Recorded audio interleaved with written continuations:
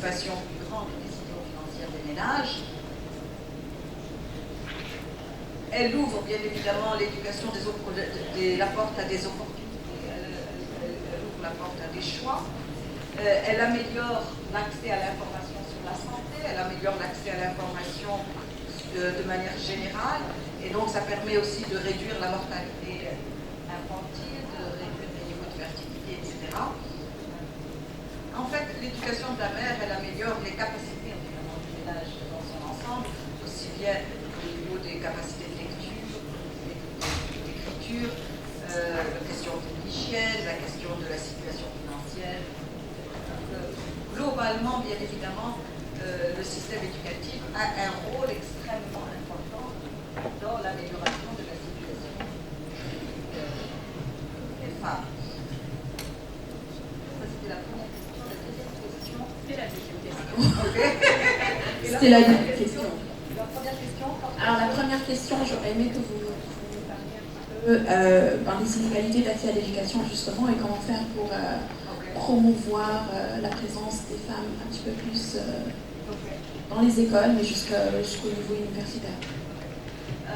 Il faut déjà reconnaître qu'il y a une très forte inégalité d'accès des femmes, des filles à l'éducation en Afrique. En tout cas, les jeunes femmes sont 1,5 fois moins susceptibles que les jeunes hommes d'une éducation ou une formation.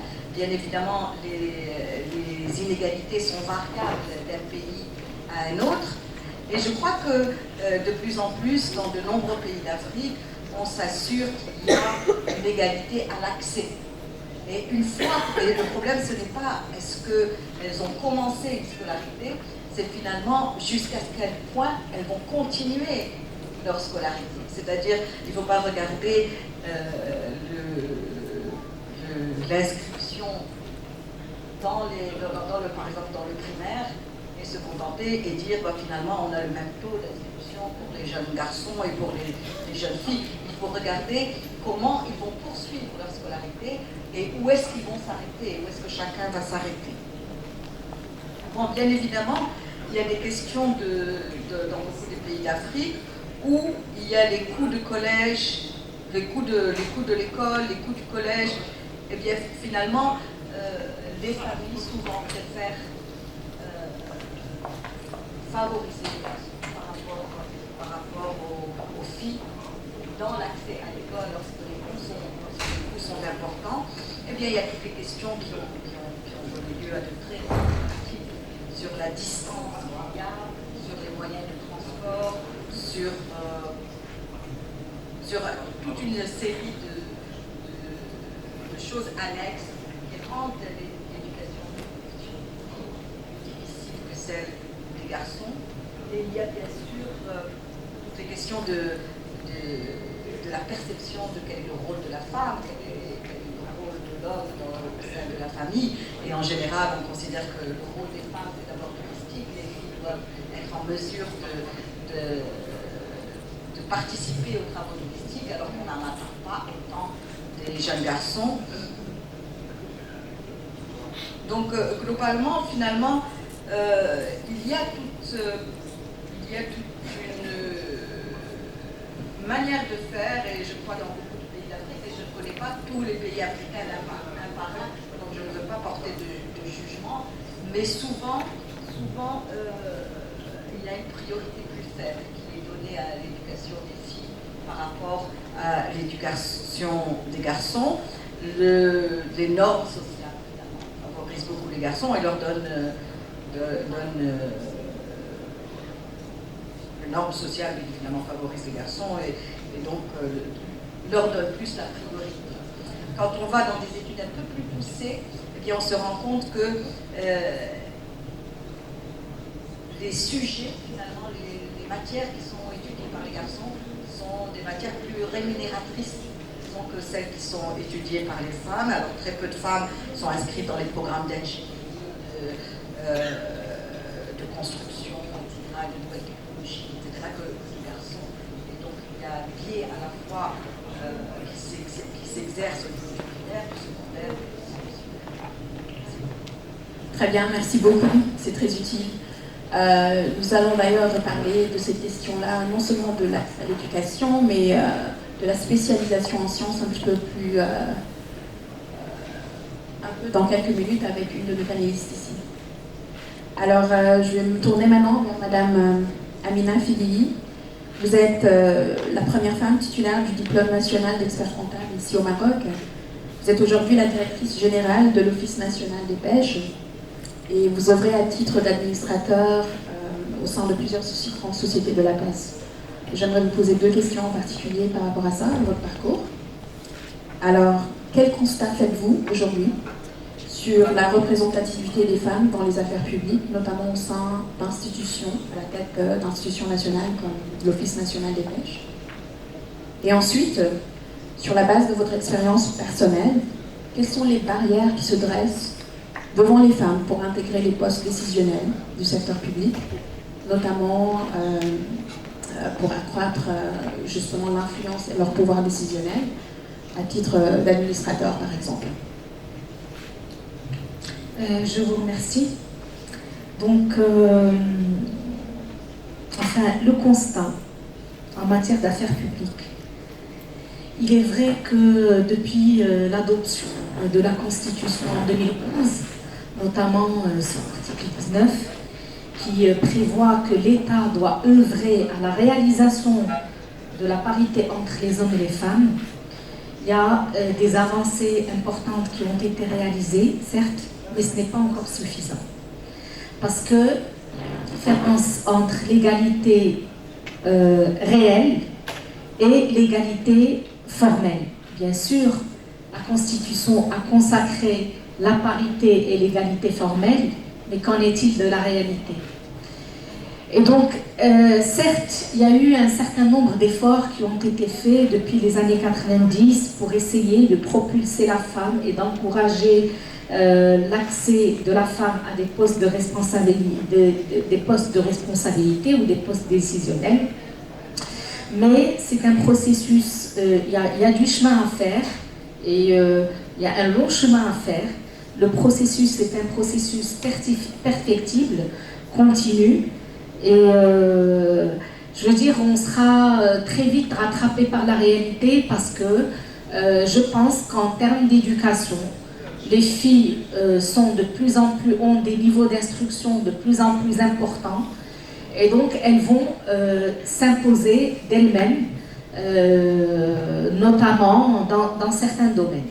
Maintenant, par rapport à la représentation des femmes au niveau de l'administration, certes, les chiffres de 2018 montrent que 39,7% des fonctionnaires sont des femmes, mais je parle Au Maroc.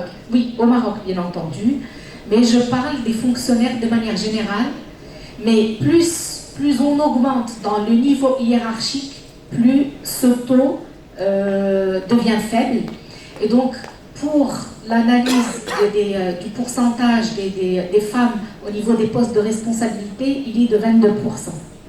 Alors, au sein même de ces 22%, on remarque que la majorité occupe des postes de chef de service, parce que bon, la plupart d'entre nous savent qu'il y a dans l'administration publique le niveau de chef de service, ensuite chef de division, quelquefois chef de département, mais c'est rare, ensuite directeur et secrétaire général.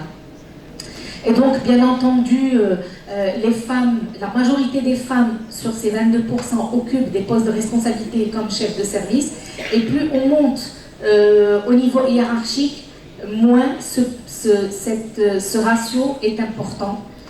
Alors, bien sûr, est-ce que c'est l'effet plafond de verre? Moi, je dirais oui, mais il faut arriver à casser ce plafond de verre. Il faut arriver à dépasser ses limites parce que parfois, bien entendu, ce faible pourcentage est dû à plusieurs facteurs et parmi ces facteurs, c'est la femme elle-même qui ne s'autorise pas et qui se met parfois elle-même des barrières à oser prendre des postes de responsabilité. Et là, si vous me permettez, je vais rebondir sur je vais faire allusion à un sujet où les femmes sont souvent victimes du syndrome de l'imposteur. Étant moi-même une femme, et moi-même j'ai baigné dans un domaine complètement masculin, j'ai été la première femme diplômée d'expertise comptable au Maroc.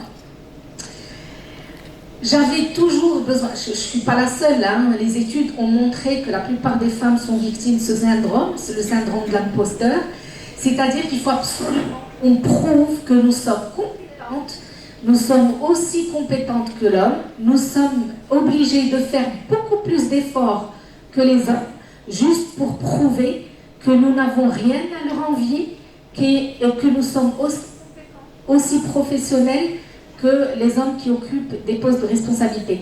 Et nous sommes toujours dans la culpabilisation, la justification, l'argumentation pour prouver que nous sommes là. Alors que de l'autre côté, l'homme n'a pas besoin de prouver ses compétences. Il est là. On l'a éduqué depuis son jeune âge à être responsable, à occuper, à être le chef. Hein, surtout entre Africains, je pense qu'on a presque les mêmes types d'éducation, c'est lui le chef, et donc la fille, il faut qu'elle fasse un grand effort. Et au Maroc, bien entendu, nous avons des exceptions, certes, mais nous avons du chemin à parcourir. Nous avons des stéréotypes, hein. Parfois les femmes sont cantonnées à occuper des postes de responsabilité dans des domaines qui ont la casquette ou la réputation d'être dédiés aux femmes, comme la santé, l'éducation, mais dans des secteurs très difficiles comme être ingénieur des mines. Vous savez, je connais une dame, une PDG d'une boîte aujourd'hui, qui a commencé comme ingénieur et qui a commencé sa carrière comme ingénieur et qui était en porte-à-faux par rapport à la loi. Je parle de ça il y a peut-être 25 ans, parce qu'elle était ingénieure des mines. Et selon la loi, au Maroc, la femme n'avait pas le droit de descendre dans une mine. Et elle était en porte-à-faux parce qu'elle était ingénieure, peut-être la première. Elle est descendue dans les mines et elle a pratiqué pendant longtemps.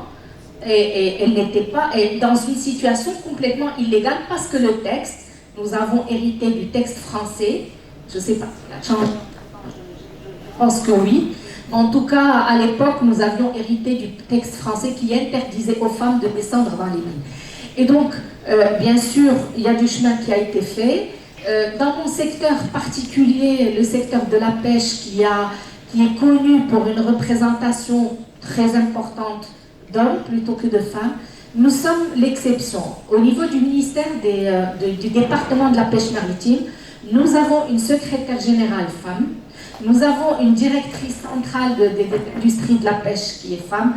Moi-même, je suis à la tête d'un office qui relève du département de la pêche et il y a la directrice générale de l'Agence nationale du développement de l'aquaculture. C'est parce que nous avons un ministre qui ne fait pas distinction entre les hommes et les femmes et qui fait confiance en la femme et qui croit en la femme. Mais franchement, ce n'est pas la règle générale. Alors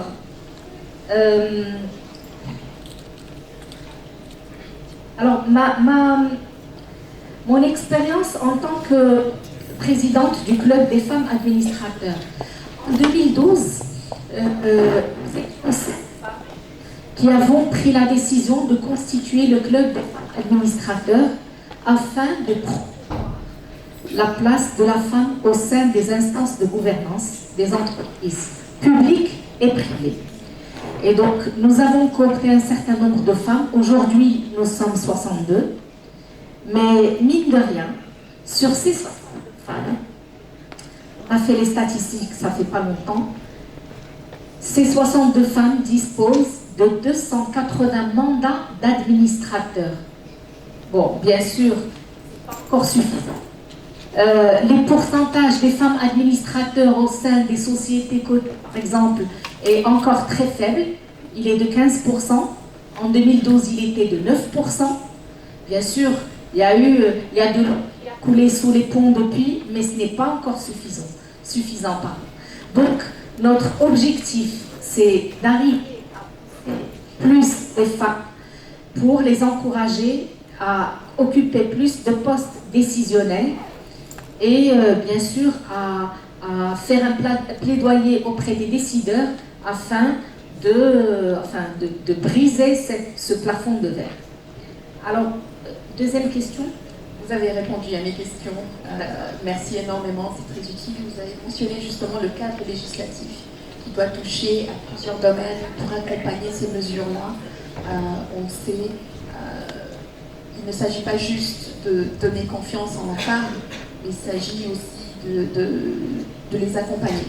Et ça part du début, quand je parle de la scolarité au primaire, jusqu'à l'université, puis au-delà de ça, dans leur prise de décision tant à la famille que dans le boulot.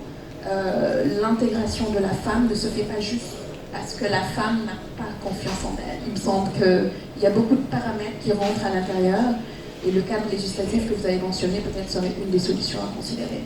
Je suis d'accord avec vous dans la mesure où effectivement il y a un tas de mesures d'accompagnement.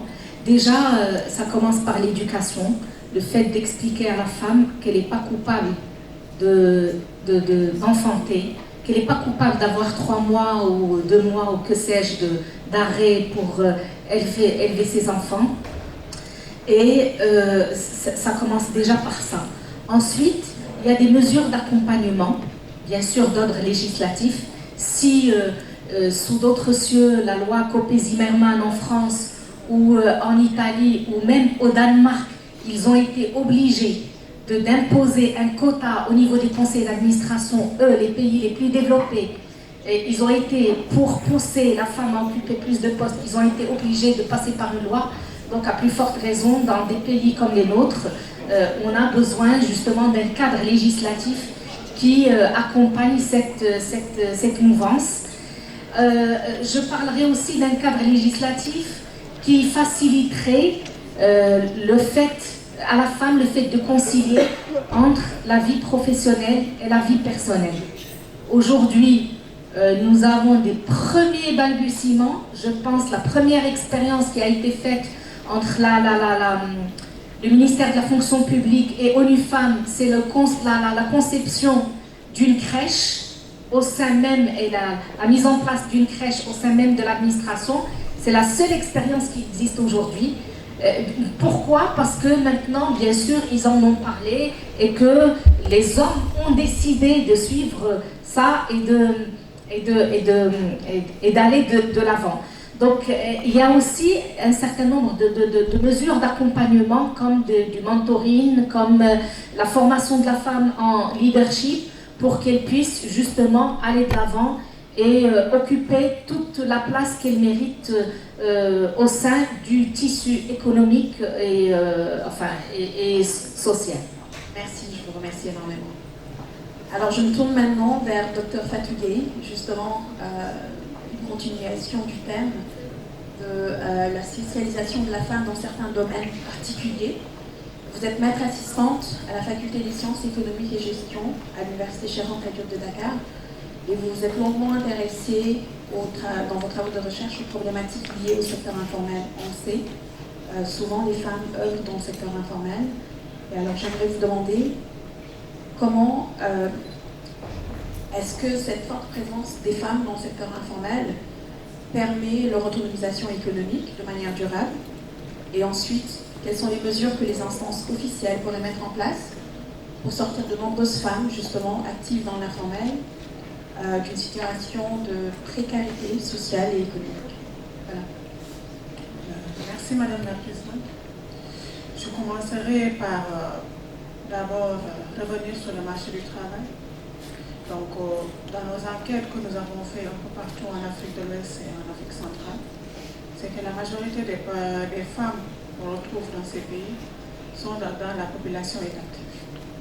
Et le constat que nous avons fait lors de ces enquêtes, c'est que les femmes qui sont dans ce secteur, le secteur informel, la majeure partie n'ont pas accès au travail formel. Ou même s'ils ont accès au travail formel, le revenu gagné par les femmes comparativement aux hommes est largement inférieur. Donc, Dans beaucoup de pays africains, un grand nombre de femmes indiquent que le secteur informel, ils ont eu leur premier emploi à l'aide du secteur informel. Et ça, c'est un constat que nous avons fait et il y a plusieurs raisons. Que le secteur informel offre aux femmes qu'on n'a pas dans le formel. D'abord, c'est la flexibilité. La flexibilité que le secteur informel offre. N'oublions pas que nous sommes en Afrique. Le premier rôle de la femme, c'est en tant que mère, en tant qu'éducatrice. Et dans la plupart des entreprises informelles dirigées par les femmes, ce que nous avons eu à constater, c'est qu'ils travaillent soit chez elles, soit à proximité de leur domicile, ce qui leur permet d'avoir un œil sur la famille et sur leurs activités ménagères. Le deuxième élément, c'est le secteur d'intervention des femmes. La première, sur les 80% des villes africaines que nous avons eu à faire, les femmes sont dans des secteurs comme le petit commerce, vente de tissus, la transformation de produits agroalimentaires, qui, dans nos pays, ont du mal à se formaliser. Donc, il reste beaucoup de choses à faire dans la formalisation de ces secteurs. Donc, ce qu'on peut dire, c'est que le secteur informel leur offre une source de revenus. Donc, on connaît bien la participation des femmes dans la vie économique du ménage. On connaît bien aussi la participation des femmes dans l'éducation des enfants et le secteur informel leur donne une autonomisation financière qui leur permet de répondre à ces besoins. Quelles sont les mesures qui peuvent être entreprises par les instances officielles pour sortir les femmes de l'informel et dans la situation sociale précaire et économique? Donc, d'après nos recherches que nous avons eu à mener dans ces pays d'Afrique, de l'Ouest et du Centre, la première initiative, c'est de développer un agenda d'accompagnement efficace à l'entrepreneuriat féminin, en y incluant la formation professionnelle, la mise en place de mesures incitatives pour la petite entreprise, parce qu'on a constaté que la plupart des chefs d'entreprise, c'est des entreprises de petite taille, inférieures à 5 employés, qui ont 5 et 10 employés, etc. La mise en place du statut du travail autonome, on parlait tout à l'heure du cadre légal. Donc, dans la plupart de nos pays africains, il n'y a pas le statut de travailleur autonome. Et la plupart des femmes, ce sont des auto-emplois qui sont dans le secteur informel. La deuxième possibilité, c'est la mise en place d'incubateurs d'entreprises. C'est-à-dire, même s'il y a des femmes qui ont un niveau d'éducation assez élevé, ce qu'on constate dans nos universités et nos écoles de formation, c'est la professionnalisation des étudiants. Donc, la mise en place d'incubateurs au niveau des universités et des écoles de formation devrait être une partie dans la stratégie d'accompagnement des femmes dans le monde du travail. D'autres éléments qui est assez important, c'est la possibilité de réseautage pour les entrepreneurs féminins, pour leur permettre de mieux en prendre en charge leurs difficultés. Dans certains travaux empiriques, les femmes chefs d'entreprise sont organisées et disposent d'un meilleur pouvoir de négociation lorsqu'elles sont en réseau. Et d'un meilleur accès aux services et aux intrants de base. Ce qu'on a constaté, c'est que les chefs d'entreprise féminins n'ont pas accès aux nouvelles technologies de l'information et de la communication. Ils n'ont pas accès à certains services publics. Et la mise en réseautage va leur permettre d'avoir accès à ces éléments essentiels pour le développement de leurs entreprises. Donc, la mise en réseau aussi, ce qu'on a constaté, va leur permettre d'améliorer leur propre pouvoir de négociation individuelle, du point de vue de mieux structurer les entreprises, de mieux les organiser, mais aussi du point de vue ménage, elles vont permettre d'avoir une bonne structuration et organisation, ce qui est très important. Le deuxième élément, la deuxième contrainte qui est très importante qu'on a constaté lors de nos enquêtes, c'est la contrainte de financement. Et c'est un élément qui est très important. Donc, il s'agit de trouver des solutions aux problèmes d'investissement ou bien de trouver des produits ou des prêts plus importants d'investissement à long terme, pas à court terme, mais à long terme.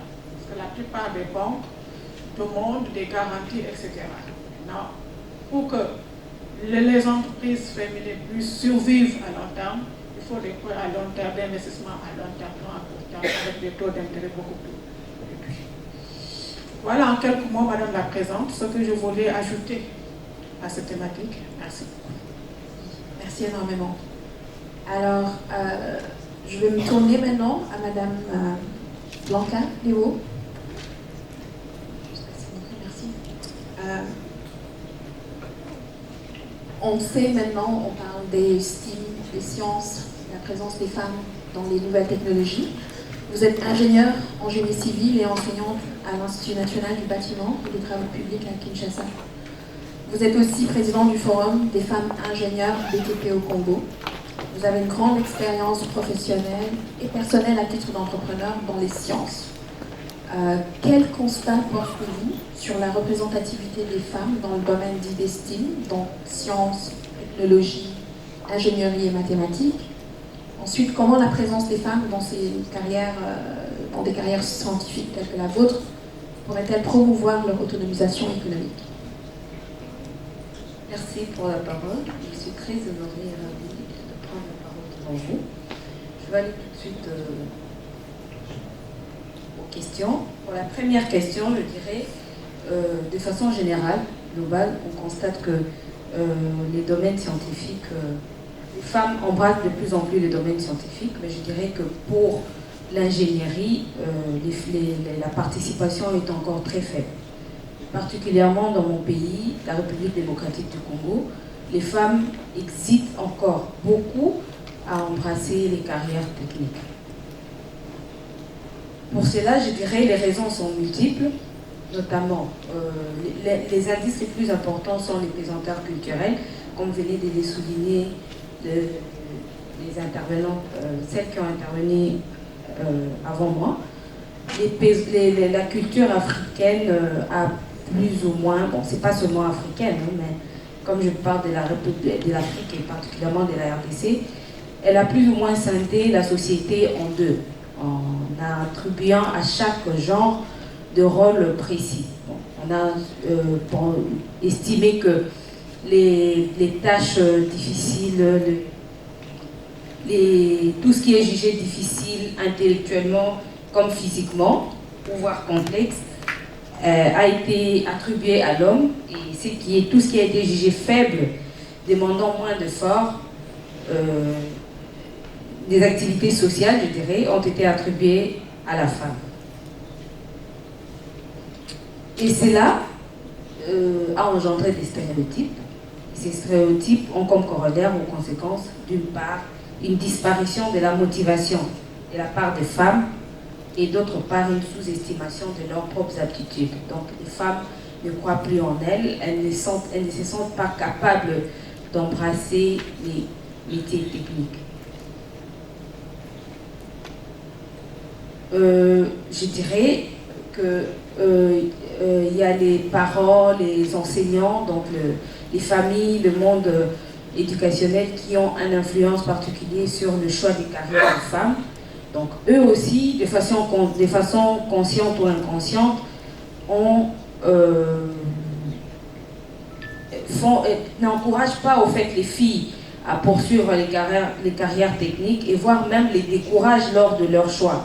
Parce que particulièrement, je connais des personnes, des filles qui ont été découragées à suivre les carrières d'ingénieurs, et c'est beaucoup plus par leur maman. Bizarrement, c'est surtout les femmes qui découragent même les autres femmes à embrasser ces...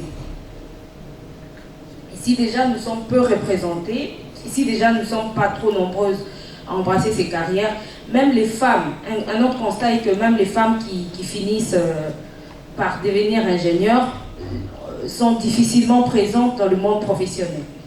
Parce que ces mêmes pesanteurs culturels continuent de les poursuivre là où elles vont travailler, ou là où, dans le monde professionnel, par la méconnaissance parfois de leurs compétences pourtant acquises. Parce que quand on voit une femme ingénieure arriver, dire que non, j'ai fini à l'école d'ingénieur, on commence à se questionner, on se dit, mais bon, est-ce qu'elle a vraiment fini? Est-ce qu'elle est compétente? Est-ce que c'est ça? Il y a plein de questions. Il y a un regard particulier de la part de ceux qui vous engagent. Bon, tout ça ne font que décourager même celles qui ont déjà fini par obtenir un diplôme comme leurs collègues masculins. Bref, les sciences, je dirais, notamment les métiers d'ingénieur, restent encore des métiers que l'opinion publique considère comme masculins. Et puisque les femmes ingénieurs sont peu visibles et parfois absentes pour témoigner de leur parcours, il est donc difficile pour les filles de se projeter dans ces métiers, par manque de modèles. Quelles sont les recommandations? Qu'est-ce qu'il faut faire? C'est bien de raconter tout ce qu'on raconte. Particulièrement, nous,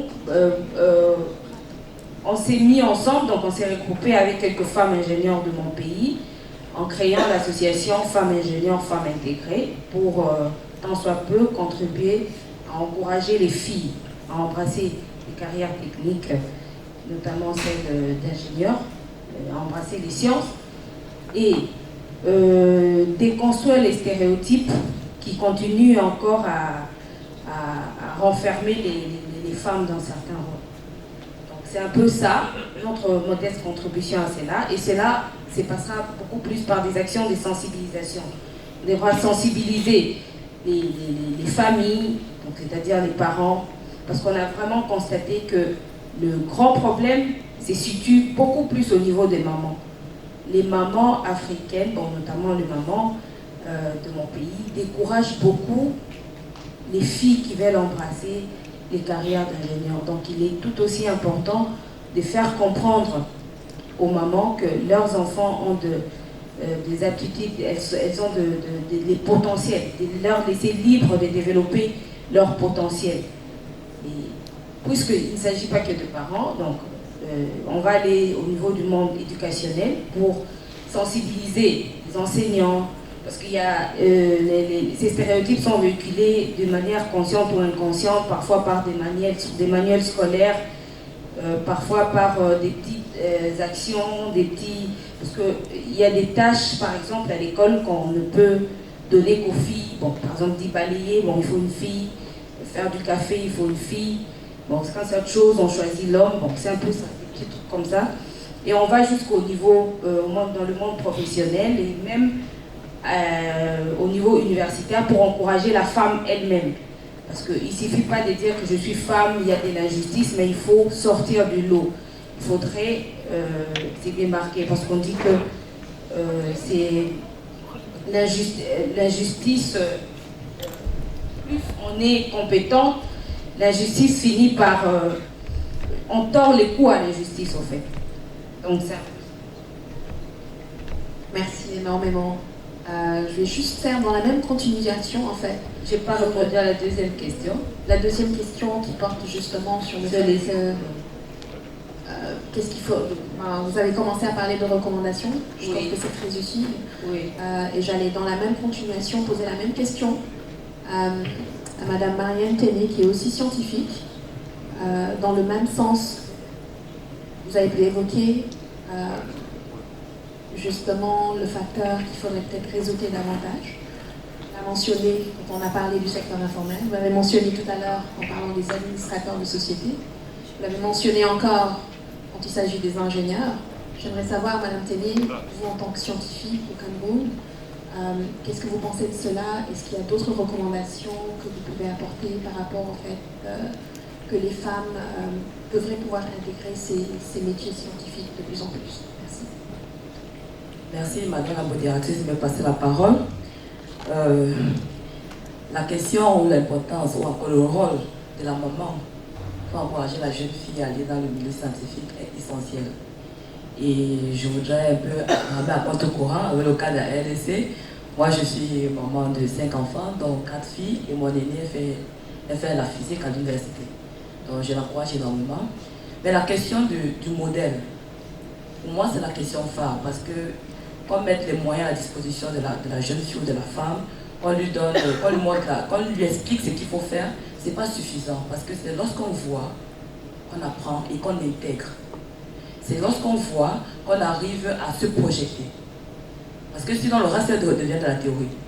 Donc, sur ce point-là, personnellement, je pense que nous, en tant que mamans, qui sommes déjà dans ce milieu scientifique, on a un rôle important et très très important à jouer pour encourager et nos propres enfants, mais aussi les enfants dans nos familles, c'est-à-dire les nièces, les neveux, et peut-être les enfants dans l'environnement, dans le voisinage, pour leur dire, vous êtes capable de le faire, je ne le dis pas seulement, mais vous me voyez à l'œuvre. Je vais, maman a voyagé parce qu'elle va à une conférence, maman est en train de faire une présentation dans son ministère, maman fait ceci, maman fait cela, mais ça ne lui empêche pas d'être maman en même temps. Donc là, c'est vraiment une question essentielle parce que lorsqu'on a une bonne conception de ce qu'on veut faire dans son esprit, lorsqu'on est bien dans son esprit, on peut, même le ciel ne constitue pas une limite pour soi. Donc c'est ce que je peux donner comme élément de contribution. Et malheureusement, même nous-mêmes les femmes scientifiques, nous sommes souvent complexées. Parce que quand bien même on arrive à avancer jusqu'à un certain niveau, il y a un certain blocage. Et quand vous regardez par exemple les statistiques, lorsque on a par exemple des enseignants, chercheurs qui sont recrutés, plus vous montez en grade, moins vous trouvez des femmes. Et puis on pose la question, mais qu'est-ce qui se passe? Parfois on a du mal à comprendre ce qui se passe. Peut-être parce qu'elle-même ne se projette pas suffisamment loin. C'est ça l'essentiel. Si vous dites, je vais arriver au ciel, vous allez trouver le moyen d'y arriver. Quelle que soit la difficulté que vous aurez, quelles que soient les contraintes que vous allez arriver, vous allez trouver le moyen avec la petite aiguille, de percer le trou à travers le rocher pour pouvoir traverser ou à défaut de le contourner pour pouvoir avancer. Donc c'est ça que je peux donner comme recommandation principale et pour moi c'est essentiel. Donc cette question-là de visibilité justement, je trouve que toutes nos panélistes, à date en tout cas, en parlé, c'est très important. Et j'aimerais juste dans ce cadre-là relancer Madame Léo parce que je pense que vous aviez une autre recommandation que vous aimeriez peut-être partager avec nous par rapport à ça. J'insistais beaucoup plus sur les modèles. Il faudrait plus de femmes ingénieurs. Comme ça, j'ai insisté sur l'existence, la création de l'association Femmes Ingénieurs, Femmes Intégrées. C'est pour montrer aux femmes qu'elles sont capables, qu'elles s'identifient à des modèles de femmes qui ont déjà œuvré, qui sont en train d'œuvrer et qui ont des carrières professionnelles réussies. Et des petits exemples comme demander aux mamans d'acheter des voitures plutôt que de poupées aux enfants serait aussi de bonnes avancées.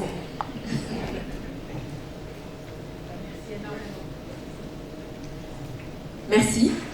Je pense qu'on a fait le tour à titre de panéliste ici pour discuter des différents sujets. Vous venez rajouter un petit point?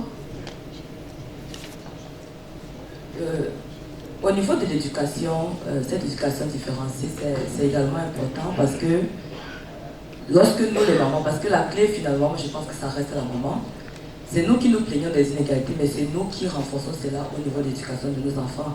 Au-delà des cadeaux stéréotypés, mais il y a ce travail, il faudrait que déjà le garçon, dans son esprit, qu'il comprenne que autant il a droit de jouer, autant il a droit d'étudier, c'est-à-dire à la maison qu'on répartit les tâches domestiques, tout le monde travaille au même moment et tout le monde étudie au même moment. En fait, c'est ce garçon-là qui va être l'homme de demain. D'accord? Donc si nous-mêmes, on ne prend pas la peine d'appuyer sur ça, c'est nous qui avons ce pouvoir-là. Quoi qu'on dise, si on arrive déjà à inculquer cela dans l'esprit du garçon, que en fait, ce qui est important, c'est l'humanité. Ce n'est pas le sexe, ce n'est pas d'abord le fait d'être une fille ou un garçon qui doit être important, mais c'est qu'en tant qu'être humain, on a certains besoins, on a certains rêves, on a certains objectifs, on a certaines projections. Dès qu'on arrive à déclencher cette clé-là, ça devient essentiel. Et c'est pour ça que je suis d'accord avec le professeur tout à l'heure lorsqu'elle a parlé d'un processus. C'est-à-dire que pendant qu'on essaie de résoudre le problème ponctuellement, on essaie aussi de voir comment dans la durée, on peut trouver des solutions durables qui permettent à terme, sur 10 ans, 15 ans, c'est-à-dire à l'échelle d'une nouvelle génération, que les choses puissent s'inverser de manière considérable. Et pour cela, nous avons la clé en main en tant que femmes. Merci. Je suis très d'accord avec vous, absolument. C'est une responsabilité partagée, pas seulement des femmes, mais aussi des hommes. Et là, on va se tourner vers vous. Monsieur Flaubert Nicot, vous êtes économiste au Centre de recherche de développement international du Canada qui est basé à Dakar. Vous avez entendu nos panélistes discuter de différents sujets justement sur la présence et la participation de la femme dans l'activité économique, mais aussi sur les raisons et les barrières auxquelles elles s'affrontent pour justement promouvoir leur autonomisation économique. Quels sont vos commentaires, vos regards à titre d'homme par rapport à tout cela? Merci Madame la modératrice. Juste un petit rectificatif. Le CADI, nous sommes basés au Canada, nous avons des bureaux régionaux. Et donc je suis basé dans le bureau de Dakar, c'est cela. Et donc, dans le cadre de notre programmation, nous avons un axe de travail que nous avons appelé économie inclusive, où l'enjeu précisément c'est de s'assurer que la croissance économique finalement bénéficie à tout le monde, que tout le monde a l'opportunité de contribuer au processus de création de la richesse. Et les commentaires que je voudrais faire par rapport aux interventions des panélistes s'inspirent en fait des résultats de plusieurs générations de projets que nous avons développés, des projets de recherche, et puis les résultats qui en ressortent. Le premier commentaire porte sur le fait que la population féminine, les femmes, c'est un groupe hétérogène. Et je pense que cela ressort assez bien sur ce panel.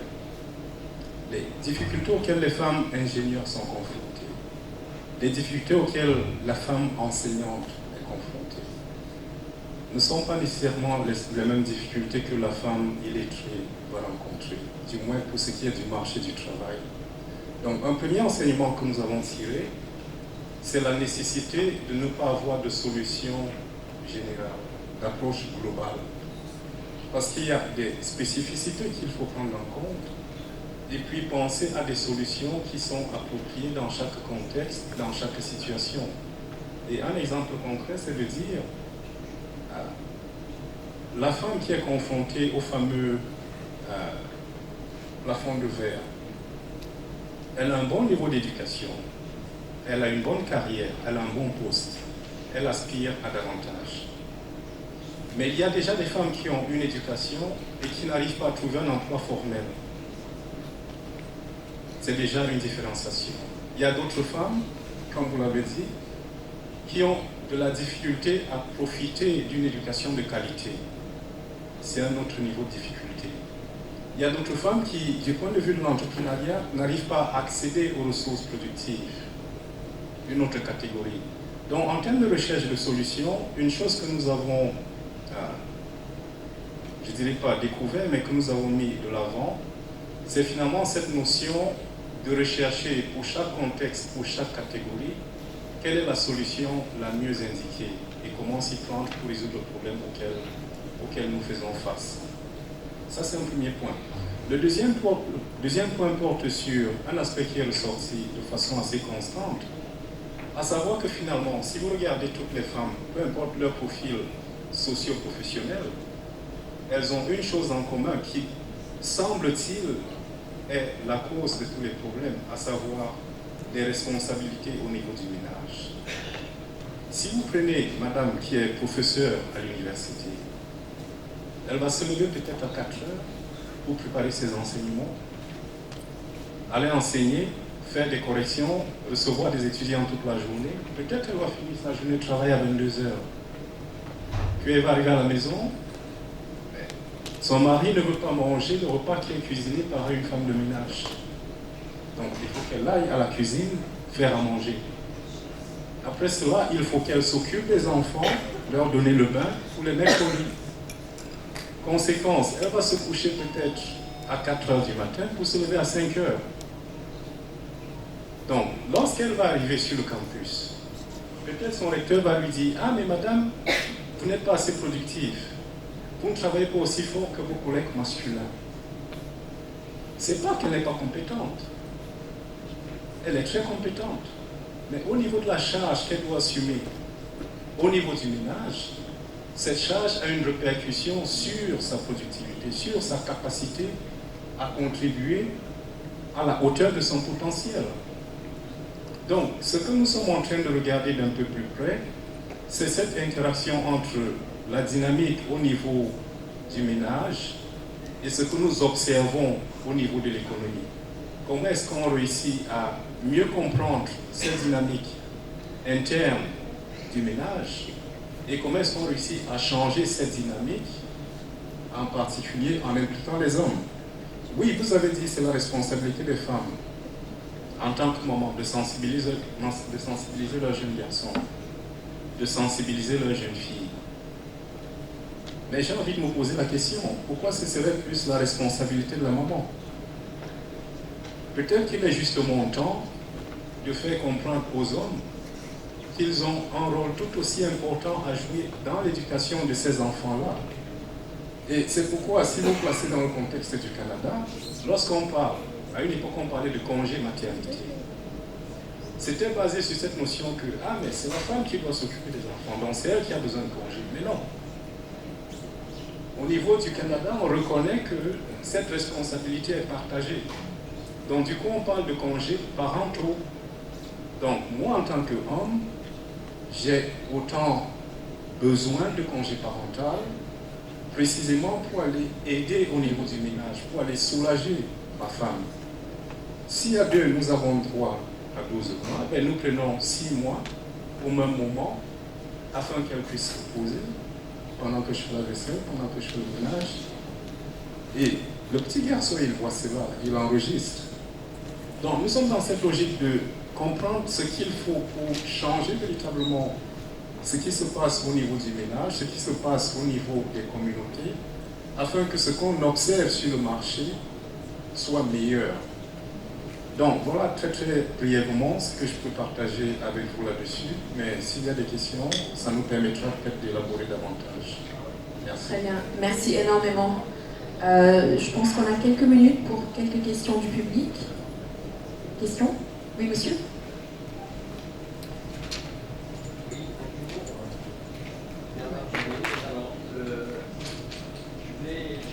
J'ai noté des questions pour chacune des personnes. Alors, je vais essayer de reprendre dans l'ordre. Donc, la première intervenante a évoqué donc, les questions de coûts, de financement, notamment d'environnement, etc. Mais ça a été pris plusieurs fois. Moi, je voulais demander, parce que l'environnement économique de la femme et du ménage, il y a l'environnement social là, qui vient d'être évoqué tout de suite par le comportement de l'homme de demain, comme disait Marianne tout à l'heure. Moi, je fais partie en France de ceux qui étaient les hommes de demain, parce que je suis de la génération des 68 arts, d'accord? Donc, j'ai su ce que c'était que langer le bébé, tout ça, j'ai fait, j'ai pratiqué, je m'en porte pas plus mal aujourd'hui. Voilà, donc je voulais poser une première question. Dans l'environnement économique, il y a aussi le comportement pour faire évoluer les choses, parce que nous sommes ici à la francophonie, nous sommes aussi dans un espace où la francophonie est intervenue, notamment à Marrakech, ici au Maroc, pour accompagner tous les francophones dans la démarche sur le changement climatique, mais plus largement sur les objectifs de développement durable. Donc moi je m'inscris dans ces objectifs de développement durable, qui sont sûrement une bonne base pour essayer de faire changer les choses et de profiter de cet agenda 2030. Nous avons encore 10 ans.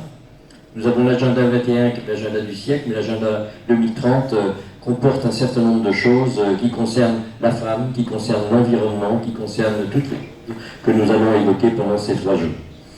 Donc, première chose, il se trouve que les financements qui arrivent par la francophonie, par l'Europe, par ailleurs, eh bien, privilégient des actions venant d'en haut, des choix qui sont faits pas par les pays, pas par les terrains. Et je vais vous donner un exemple très concret d'une association qui soutenait des enfants pour l'écolage, pour aller à l'école, pour aller en 5e, pour aller en fin de collège et pour aller même à l'université. Eh bien, faute d'avoir des financements pour financer une pompe pour faire de la production agricole et permettre à des gens qui s'occupent, et souvent des femmes d'ailleurs, qui ont pris la tête d'ONG et qui voudraient essayer d'aider et d'accompagner les enfants à l'école et qu'il y a un petit changement là-dessus, eh bien, faute d'avoir un financement de 1 000 € pour faire une pompe, pour mettre une pompe qui accroîtrait, qui permettrait d'accroître la production cher par exemple, et donc de faire des rentrées que les pays eux-mêmes se prennent en charge, eh bien on n'y arrive pas. On envoie beaucoup d'argent, mais il est ciblé de telle manière, les choix sont faits par les pays du Nord et non pas par les pays du Sud. Donc et quand on va à la recherche localement de financement, je vais parler du microcrédit. J'ai participé, j'ai vu, j'ai accompagné des groupes de microcrédit au Bénin. Eh bien, quelquefois, quelle fabuleuse arnaque! C'est-à-dire que des personnes, pour avoir un petit peu d'argent, pour investir dans leur production, dans leur petit commerce, elles sont vraiment exploitées, c'est-à-dire qu'elles nourrissent les personnes qui soi-disant leur amènent l'argent. Et effectivement, il y a besoin d'aller chercher des financements un petit peu plus long terme. Voilà, donc ça c'était la première chose. Ensuite, moi vous n'avez pas évoqué, je le vois. Et dans la hiérarchie, donc Amina l'a évoqué, moi j'aurais bien aimé, parce que c'est le cas au Maroc, quelle est la situation des femmes en situation de handicap? Parce qu'il y en a, et qui n'accèdent non seulement pas à des postes à responsabilité, mais n'accèdent pas du tout à l'emploi. Et quid encore, quand on parle des personnes en situation de handicap visuel, c'est encore pire que pour ceux qui sont en situation de handicap physique. Voilà. Alors ça, après je vais passer. L'emploi dans le secteur informel, par exemple le secteur éducatif au Maroc. Je vais prendre cet exemple aussi. Il y a de l'informel qui est fait, notamment il y a eu des classes qui ont été ouvertes dans le système informel pour permettre aux enfants, par exemple, issus de la migration ou qui arrivent parce qu'ils sont réfugiés, etc., qui arrivent de pays subsahariens ou d'Afrique centrale et qui se retrouvent avec un niveau, ils ne connaissent pas l'arabe et donc il faut reprendre, ils sont en niveau de 3e, 4e dans leur pays, et quand ils arrivent ici, ils se retrouvent en CM1, CM2. Donc il y a des associations qui se sont investies pour essayer de mettre de l'informel dans les classes d'éducation, de l'éducation nationale, ici au Maroc, mais la rémunération des personnes qui enseignent, eh bien, elles ne sont pas au niveau de ce qu'elles devraient être, elles ne sont même pas à égalité, il y a une disparité, donc je tiens à le souligner. Alors, sur les NTIC, les incubateurs d'entreprise, vous m'excuserez, c'est un peu long, mais j'ai pris beaucoup de notes. Donc, Je suis désolée, monsieur, mais il va falloir que je vous coupe, malheureusement. Alors, est-ce qu'on peut envoyer ces questions par écrit à tous les intervenants, et que les intervenants, nous ayons aussi le contenu de leur intervention? Ce serait bien, parce que ça, c'est justement, à chaque fois, on fait des formidables conférences, et puis on reste sur sa faim. Moi, je me suis inscrit hier, donc c'est pas vieux, hein, je suis un des derniers inscrits, mais j'avais vraiment de l'appétence et j'en ai encore. Donc j'ai plein de choses à dire et je le dirai volontiers au pause si vous le voulez. Merci énormément pour vos remarques. Il y a beaucoup de monde ici qui ont des questions, et puis j'aimerais aussi que nos panélistes aient la chance ou l'opportunité de pouvoir y répondre. Allez-y, madame. Je vous remercie, je regarde le micro. Je voudrais féliciter les panélistes pour la qualité des interventions. Je reviens un peu sur quelques questions, notamment sur l'éducation. L'éducation est importante dans le processus d'autonomisation des femmes.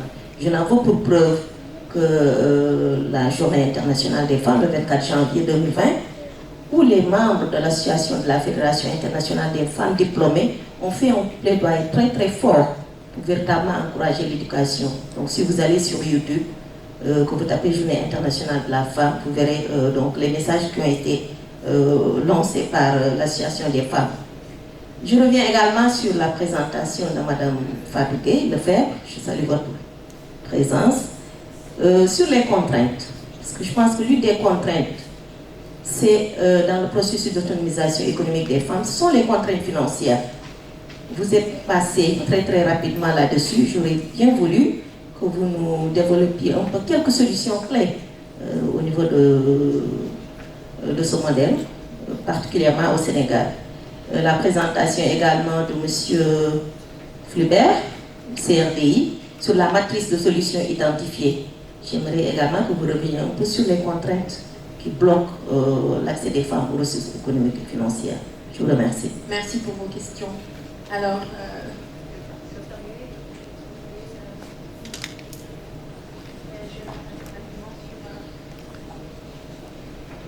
merci Madame la Présidente. Je vois qu'il y a beaucoup de questions assez intéressantes qui ont été posées. Bon, je vais commencer par les femmes en situation de handicap. C'est un problème que nous avons.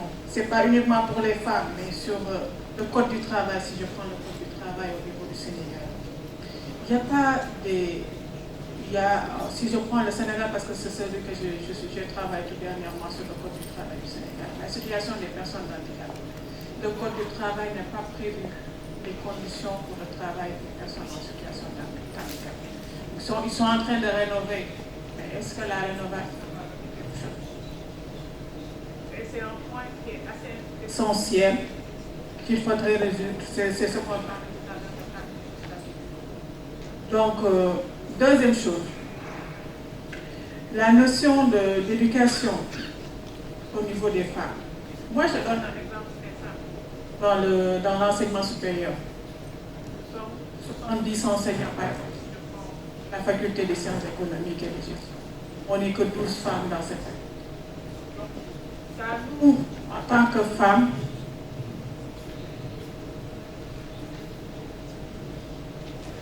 en tant que femmes, de donner les solutions, les pistes de solutions, de donner la motivation. Monsieur Flaubert l'a dit tout à l'heure, c'est très difficile d'allier la profession et le mélange. C'est très difficile. Des fois, il faut faire des sacrifices pour avancer. Surtout, je prends l'enseignement supérieur. Si une femme doit se présenter au concours d'agrégation, il y a beaucoup de sacrifices derrière pour aller au concours. Il y a beaucoup de sacrifices derrière pour faire des publications et de participer à des conférences, etc. Donc, c'est des sacrifices qu'il faut faire pour montrer le chemin aux autres qui doivent venir. Par rapport aux contraintes financières, nous avons fait l'enquête pour Dakar, Cotonou, Ouagadougou, Libreville, Yaoundé et récemment Bamako.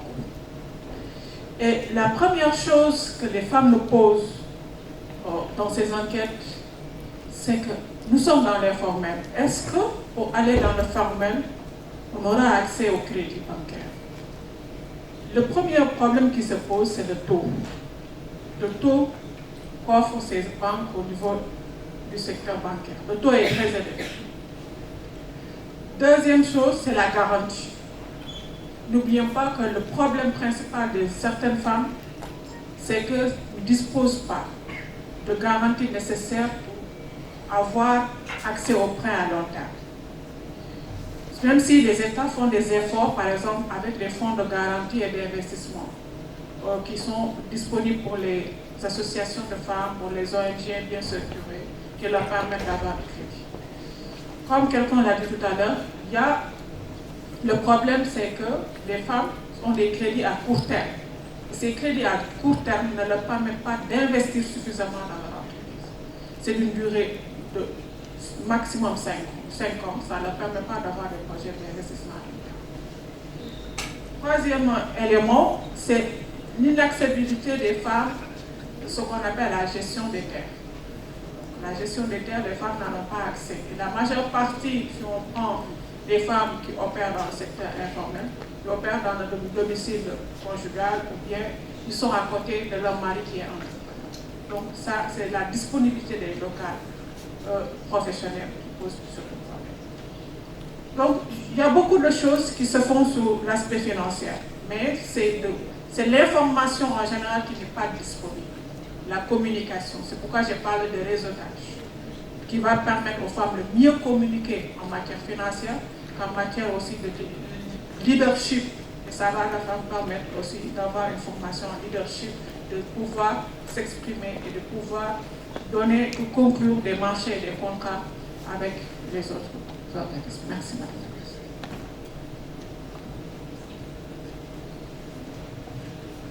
madame. Donc, vous avez demandé quelle est la matrice de solutions qui a été identifiée. Comme j'ai dit, nous n'allons pas donner une solution générale, globale. Donc, ce qu'il faut, c'est spécifier quelle est la catégorie de femmes en difficulté, et cela permet d'avoir des solutions spécifiques pour cette catégorie-là. Si je prends un exemple, celui des femmes ingénieures, ce qui est observé, c'est que lorsqu'elles réussissent à s'insérer dans la profession, autour de 40 ans, la profession a tendance à les évincer lorsqu'elles vont commencer une famille, s'occuper de leurs enfants. Donc nous sommes en train de réfléchir, qu'est-ce qu'il faudrait, au-delà des initiatives qui visent à promouvoir la proportion de femmes dans le domaine des sciences, technologies et autres, qu'est-ce qu'il faut pour les femmes qui sont déjà dans la profession et qui ont une probabilité élevée de se faire évincer à un moment donné, précisément parce qu'elles ont ce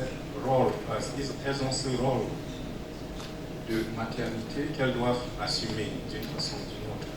Donc c'est une question de contrat social. La société doit reconnaître la contribution qu'elles apportent à travers la procréation et mettre en place des mécanismes qui permettent à ces femmes-là de vivre leurs ambitions, de vivre leurs rêves, d'être ingénieurs, tout en étant maman.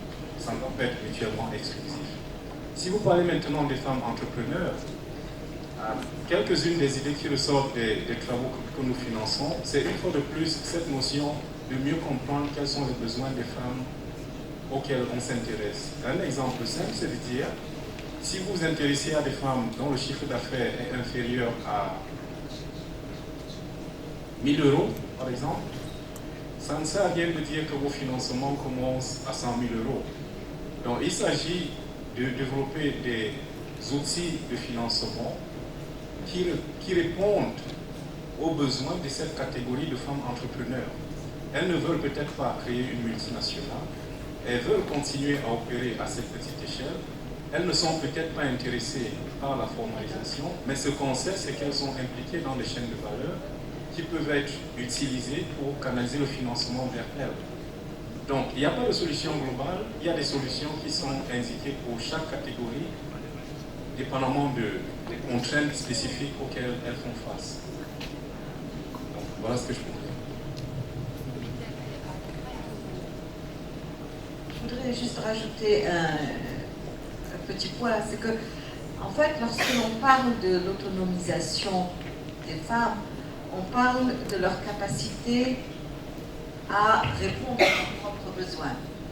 Et cette capacité, finalement, elle est contrainte par un certain nombre de choses, mais il y a des contraintes que vous avez bien sûr mentionnées, qui sont des contraintes purement économiques. Mais une grosse partie de ces contraintes est culturelle, elle est psychologique, elle est sociale, elle est très dépendante du contexte dans lequel les personnes vivent, en dehors des aspects culturels, des aspects sociaux, des aspects psychologiques, etc. Et donc, c'est une question qui devient extrêmement complexe. Et d'ailleurs, lorsque l'on regarde un petit peu les études sur les processus d'autonomisation, on se rend compte qu'à chaque fois, eh bien, les analyses qui ont dû être faites ont été faites à partir d'études qui portent sur des projets particuliers, dans une région particulière, dans un village particulier, et qu'elles ne sont pas nécessairement reproductibles dans d'autres contextes. Et donc, je crois que c'est une question très importante, mais qui comporte à la fois beaucoup de difficultés en termes d'analyse. Merci énormément. On a une question ici devant. Allez-y, madame. Bonjour, merci Madame la Présidente. En fait, je m'appelle Madame Halsi Hasna, je suis professeure à l'Université Hassan de Casablanca. J'ai plein de rebondissements, mais je ne vais pas m'arrêter. Donc, je préfère, si vous permettez, répondre à une question de monsieur par rapport aux personnes en situation de handicap, parce que c'est une catégorie dont on ne parle pas beaucoup. Vous avez parlé des personnes en situation de handicap et vous avez parlé des déficients visuels en particulier. Je suis professeure bénévole au Centre de solidarité co-créé entre le Club Lions Unité, Casa Unité et la Faculté des sciences juridiques, économiques et sociales. Et justement, on assure un accompagnement aux déficients visuels pour améliorer leur employabilité. Donc, avant de parler de l'employabilité des déficients visuels, il faut parler d'abord de l'accès à l'éducation. Donc, les déficients visuels, et surtout les personnes aveugles, ils suivent leurs études dans des établissements de l'Organisation pour la protection des aveugles au Maroc, l'OAPAM. Sachez que les OAPAM n'existent pas partout, ce ne sont pas comme les écoles, toutes les autres écoles, ils existent dans certaines villes et l'internat, il n'est que pour les garçons. D'accord. Donc si je suis une fille aveugle de Tsaounet, je n'ai pas accès à l'OAPAM. Donc mon frère qui est aveugle, il peut aller suivre ses études. Donc d'abord, voilà la première inégalité. Donc pour l'accès déjà à l'éducation. Donc c'est pour ça qu'on les retrouve après. La deuxième inégalité, c'est que les enfants qui suivent leurs études à l'OAPAM n'ont pas de choix pour choisir la filière. Il est obligé de faire des études en littérature. Je veux faire des études en sciences, je n'ai pas le droit de faire des études en sciences. On a dans le centre dans lequel je travaille, on a eu des lauréats, ils ont des licences, etc. Ils n'étaient pas tout le temps aveugles, ils avaient un bac par exemple scientifique. bien il y a l'acuité visuelle qui s'est détériorée suite à la maladie, etc. On a eu des étudiants qui ont un bac scientifique, ils ont voulu s'inscrire à la faculté des sciences, on leur a dit non, on ne peut pas vous prendre, ils ne peuvent pas faire des études dans les facultés scientifiques, ils ne peuvent pas faire des études dans les écoles d'ingénieurs. Donc du coup, on les oblige, on les cantonne. D'ailleurs, on les trouve dans les facultés des lettres, dans les facultés des sciences juridiques, économiques et sociales, ils ne font que des études en droit, même pas, ils ne peuvent pas faire des études en économie. Donc j'espère, je voulais apporter ça. Et juste tout à l'heure, vous avez parlé de l'interdiction des femmes pour le travail souterrain des mines. Ça, c'est dans la convention de l'Organisation internationale du travail. Donc eux, et on l'a aussi, donc c'est pour protéger la femme, mais jusqu'à quand on va protéger la femme? Et je laisse la question. C'est une très belle remarque. Merci énormément. Peut-être une dernière question.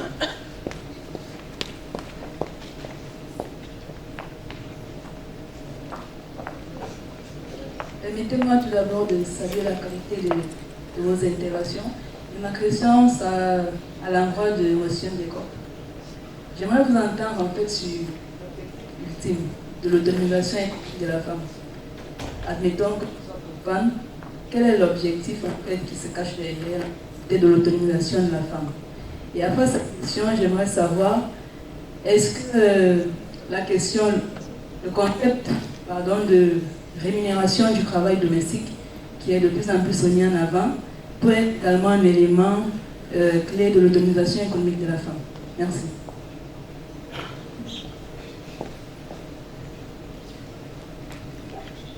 Merci pour votre question. Est-ce qu'il y a un agenda caché derrière la question d'autonomisation de la femme? La réponse est non, non, non, non, non. Et je pense que c'est un peu le point que tous les panélistes ont défendu ici. La réalité, elle est simple. Et je pense qu'en tant que chercheur, c'est ce que vous êtes en train d'essayer de faire. Vous êtes en train de contribuer à renforcer la base d'évidence pour montrer les bénéfices de l'égalité homme-femme et de l'autonomisation de la femme. De plus en plus, ce qu'on sait, c'est que c'est probablement le meilleur moyen pour accélérer la croissance économique. Mais comme on sait que le tout n'est pas d'avoir un taux de croissance à 2 chiffres, mais aussi de réduire les inégalités, c'est aussi une question de réduction des inégalités. On peut avoir un taux de croissance à 2 chiffres, mais si les femmes, qui très souvent représentent minimum 50% de la population, n'en bénéficient pas, nous avons un problème. Donc, comment faire avancer cet agenda sur l'accélération de la croissance et en même temps la réduction des inégalités de toutes sortes? Un bon vecteur, c'est à travers l'autonomisation de la femme. Et comme l'a dit Madame, ce que nous savons déjà très bien, c'est qu'une femme qui économiquement est autonome et a un pouvoir de décision sur ses ressources, elle a tendance à faire des investissements plus stratégiques, que ce soit du point de vue du bien-être du ménage ou que ce soit du point de vue de la société. Et un bon exemple est donné par le cas des entreprises solidaires, des entreprises sociales. Très souvent, ces entreprises sont portées par des femmes. Pourquoi? Parce qu'elles essaient de faire une différence dans la communauté, sur la base de ce qu'elles voient et sur la base de ce qu'elles savent être leur potentiel. Donc, nous pensons que l'autonomisation de la femme, c'est un moyen très puissant pour améliorer le bien-être de tous. C'est aussi simple que cela. J'espère que j'ai répondu à votre question. Merci.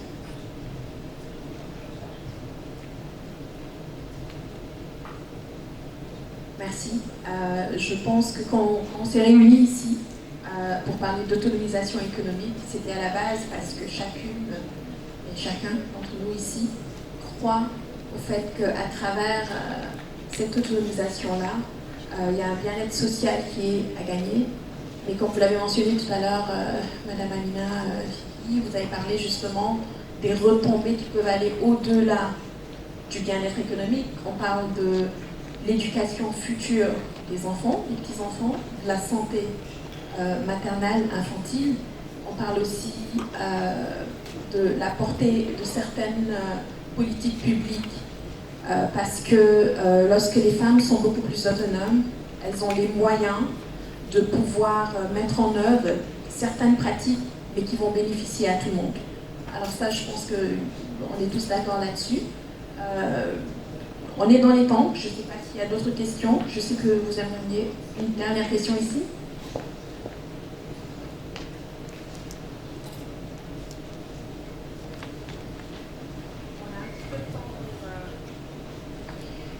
Bonjour tout le monde, je remercie tous les intervenants pour la grande qualité de leur intervention.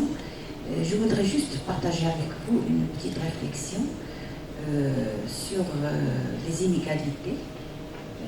Comme j'ai entendu dans une intervention que l'autonomisation économique de la femme, c'est un sujet qui est très complexe, où intervient le social, l'économique, le culturel et tout.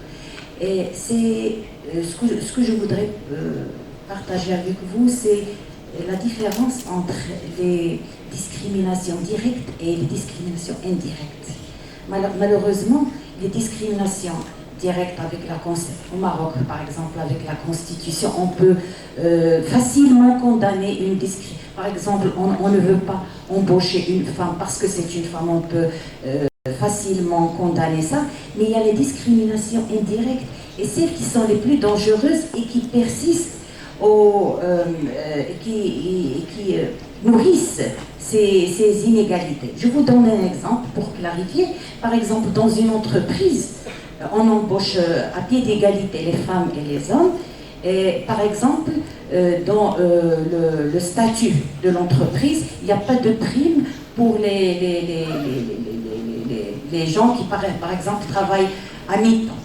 Et en faisant les statistiques, on remarque que 80%, la majorité des personnes qui travaillent à mi-temps sont des femmes. Ici, on a une discrimination indirecte. Il faut être très très vigilant sur ce point. Et merci.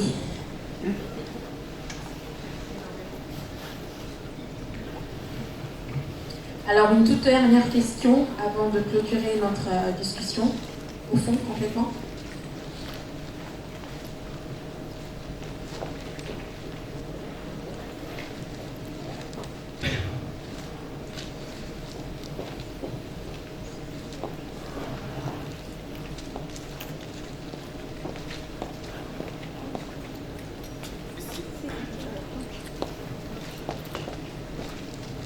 Merci, Madame la Présidente et modératrice. Je voulais juste revenir sur ce qu'elle disait par rapport à l'utilisation du temps. Quand on parlait des travaux domestiques, je pense que c'est une question posée à M. Flaubert. C'est vrai que l'ensemble des études qui sont intéressées à l'utilisation du temps des femmes, souvent quand on demande aux femmes qu'est-ce que vous faites, certaines vont me répondre je ne fais rien, je suis femme de ménage. Alors que si on arrivait à comptabiliser tout ce qu'elle fait en tant que femme de ménage, les études ont montré qu'on allait s'apercevoir qu'elles font beaucoup de choses qui n'est pas comptabilisé sur le plan économique. C'est vrai que le travail domestique est comptabilisé dans la comptabilité nationale. C'est le travail domestique, c'est-à-dire faire le ménage, faire le linge, tout ce qui tourne autour des activités domestiques qui n'est pas comptabilisé. Donc c'était juste pour revenir sur la question de Madame, pour montrer que les femmes font beaucoup de choses, mais étant donné les considérations sociales de nos sociétés, on apprend aux femmes de dire vous ne faites rien si vous faites seulement des activités, des tâches ménagères de la famille. Merci énormément. Donc cette question-là de rémunération du travail ménager, très pertinente. En discussion, mais pas très applicable pour l'instant. Je vous remercie d'avoir participé à cette table ronde. Vos interventions ont été très pertinentes. Merci énormément. Merci à tous d'être venus. J'espère que vous avez trouvé cette session utile. Puis bonne fin de conférence.